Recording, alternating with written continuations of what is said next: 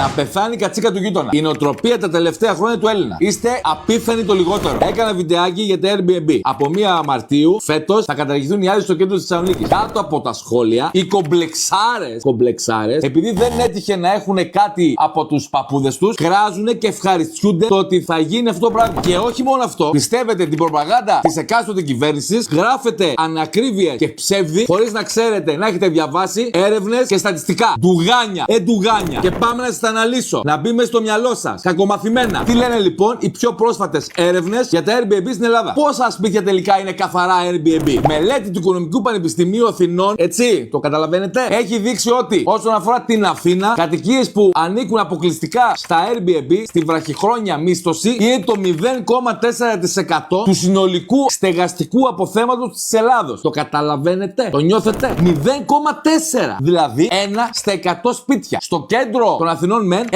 στα 90 σπίτια είναι Airbnb. Επίσης, ποιος νοικιάζει Airbnb? Μεγάλες εταιρείες ή μικρομεσαίοι που σας ανέφερα? Δηλαδή οι πολίτες, οι ιδιώτες που έχουν 1 έως 2 ακίνητα. Και μαντέψτε τι λένε τα στατιστικά και οι έρευνες. Η ίδια μελέτη και σχετικές αναλύσεις αναφέρουν το εξής: ότι έως 80% το host έχουν 1 ή 2 το πολύ ακίνητα. Γιατί μετά πρέπει να έχεις εταιρεία. Δεν γίνεται ιδιώτης, εντάξει, ήρεμα μιλάω. Στο κέντρο των Αθηνών μεν, το 98% είναι ιδιώτες. Ενώ εσείς περιμένετε ότι θα είναι ολόκληρες πολυκατοικίες και εταιρείες. Υπάρχουν κι αυτά. Αλλά δεν καλύπτουν πάνω από αυτό το ποσοστό. Δηλαδή με το ζόρι, εσείς κομπλεξικοί είστε. Επίσης, το άλλο ψέμα και η καραμέλα που έχετε είναι ότι τα Airbnb έχουν ανεβάσει τις τιμές στα ακίνητα. Λοιπόν, με τα ποσοστά που σας έχω αναφέρει και με τα βασικά μαθηματικά που θα έπρεπε να ξέρετε, που αυτοί που χρειάζεται δεν ξέρετε μάλλον, μόνο από εκεί, χωρίς να έχει στατιστικά, καταλαβαίνεις ότι είναι πάρα πολύ μικρό το ποσοστό. Άμα υπάρχει ευθύνη για αυτά. Φυσικά και υπάρχει. Ναι, λογικό είναι. Αλλά πόσο της εκατό είναι αυτό το ποσοστό? Η επίδοση των βραχυχρόνιων μισθώσεων στα ενίκια της Ελλάδος είναι το 1,8%. Αυτό σημαίνει με απλά μαθηματικά, για να μπορέσουν να το καταλάβουν και αυτοί που δεν μπορούν να κάνουν τις πράξεις και νιώθουν,